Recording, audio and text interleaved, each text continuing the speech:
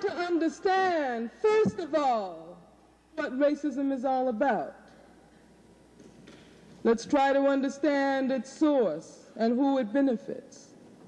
Because I maintain that racism does not benefit the masses of white people, and that white people have just as much an interest in fighting racism as black people and Chicanos and Puerto Ricans and Native Americans and Asians and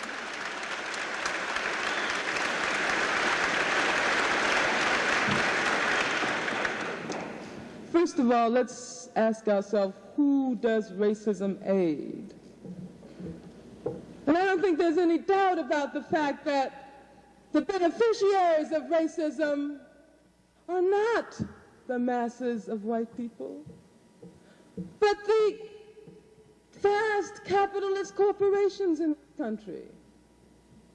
And you see, when I talk about capitalists, I'm not talking about the small businessman, the person who has a corner drugstore or a corner grocery store. See, that's what Richard Nixon wants us to think black capitalism is all about. But you see, capitalism today, when we talk about capitalism today, we have to look towards the General Motors, the Standard Oils, the IT&Ts, the General Electrics, the Bank of Americas, and I could go on and on. But actually, I couldn't go that far, because the number of people in this country who control the majority of the wealth is extremely minute. If you take the 100 largest corporations in this country, they already control 50% of the wealth.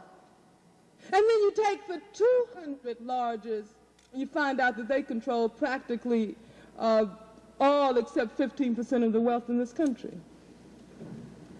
But then 70% of all income taxes are paid by working people. Does that sound right? Sounds like there's something wrong with that.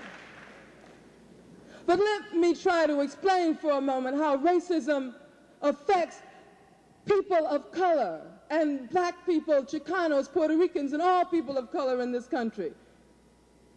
If you take working people of color, and if you compare the wages which we receive to the wages which white workers doing the very same jobs, and I'm using government statistics that the government has given us, you find that there is a $28 million differential. That is to say, black people alone account for a $21 billion super profits.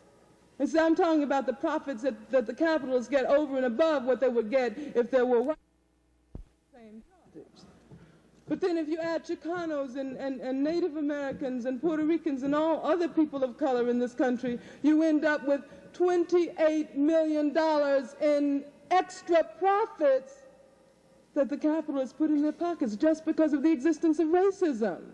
Just because of the existence of racism. And that's a lot of money, because we could buy a lot of houses and build a lot of schools and a lot of child care centers and a lot of the things that we need in the ghetto and the barrio with that $28 million.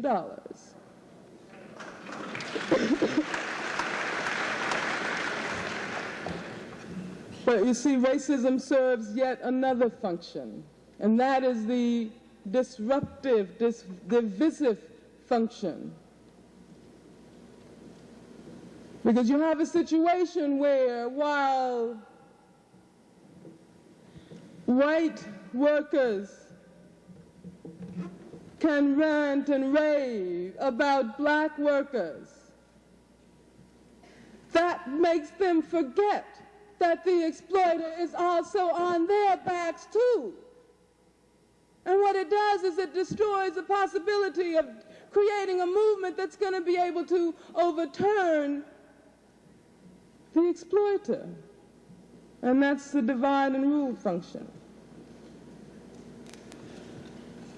if we look again towards the past, back into the past, if we look at Nazi Germany, we can see that the function of racism can be very similar to the function of anti-Semitism in promoting and encouraging fascism and allowing fascism to develop to its full-blown state.